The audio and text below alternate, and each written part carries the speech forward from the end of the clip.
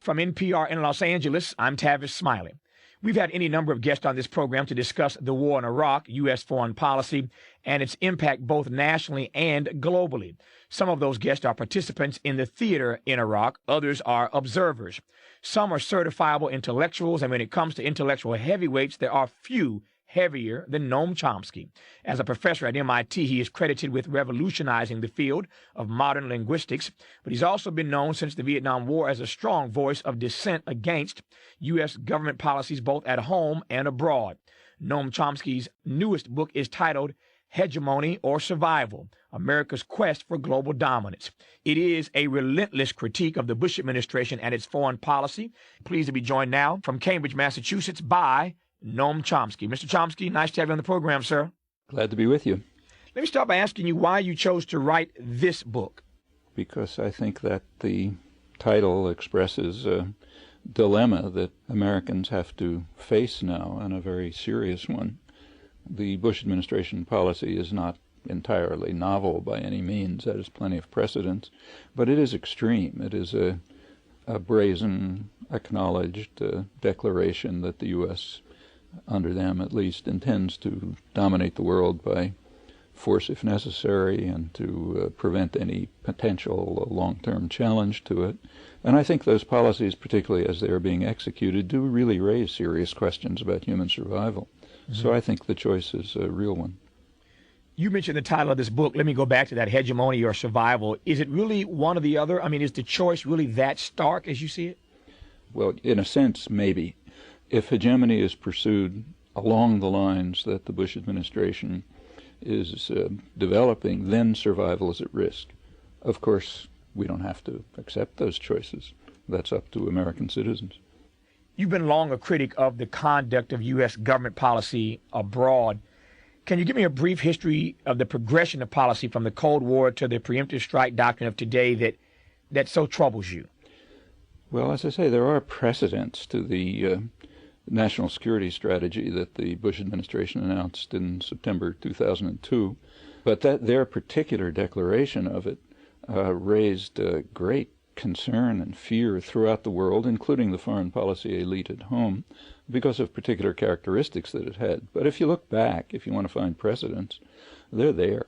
So the Clinton administration, for example, did explain clearly that the U.S. reserved the right to use force unilaterally in order to preserve access to markets and resources.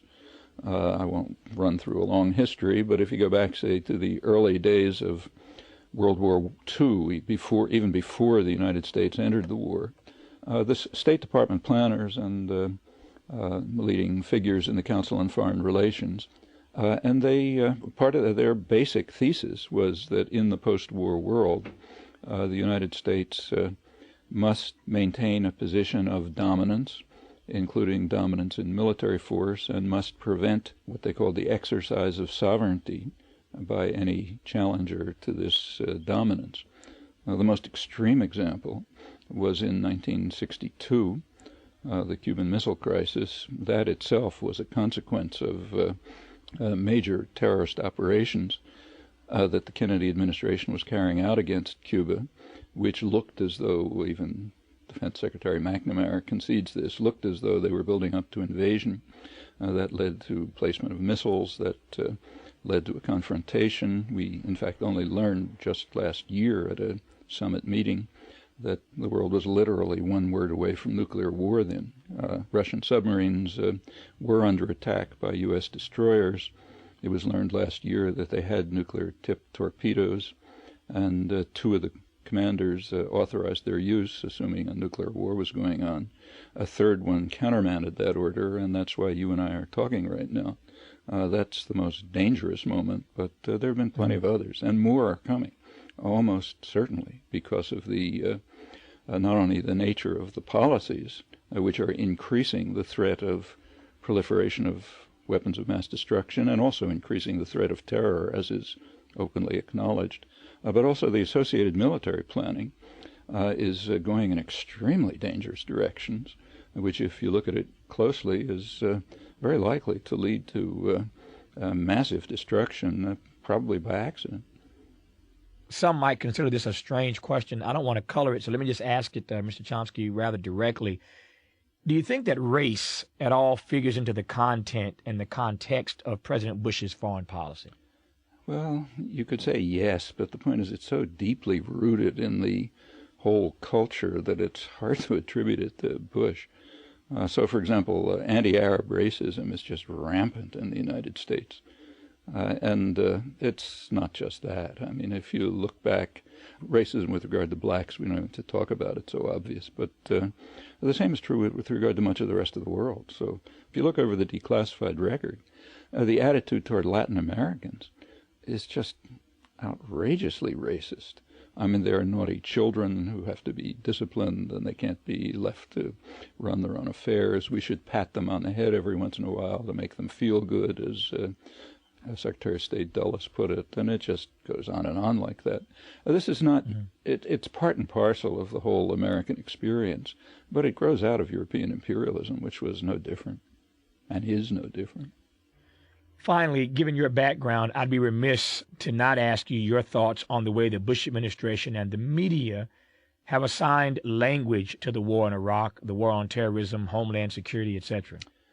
For example, it was announced that the Republican National Committee, the head of the Republican National Committee, announced that they'll enter the next election with their theme being the Bush strategy of preemptive war. And their effort will be to show that Democrats are unpatriotic and can't defend us against terror. So they'll defend us against terror by preemptive war. There's nothing about preemptive war in their strategy. Preemptive war means something. It has a meaning in international law, and it's on the borders of legality. Preemptive war means a use of military force to counter an imminent, ongoing attack when there is no time for deliberation and no choice of means. That's preemptive war. So if planes are flying across the Atlantic to bomb the United States and the U.S. shoots them down, that's preemptive war, generally considered legitimate under international law and the UN Charter. But there's nothing like that in what they're talking about. When they say preemptive war, they mean the supreme crime of Nuremberg, namely aggression. And to disguise outright aggression, unprovoked, without pretext, without authority, to disguise that as preemptive war is simply grotesque. And we can go on to give many other examples. I wish we could. I could talk to Noam Chomsky for hours, as you can imagine. He is a professor of linguistics at the Massachusetts Institute of Technology, MIT. His new book is entitled Hegemony or Survival, America's Quest for Global Dominance. He joined us today from his office. Mr. Chomsky, a pleasure to talk to you. Thank you for your time, sir. Thank you very much.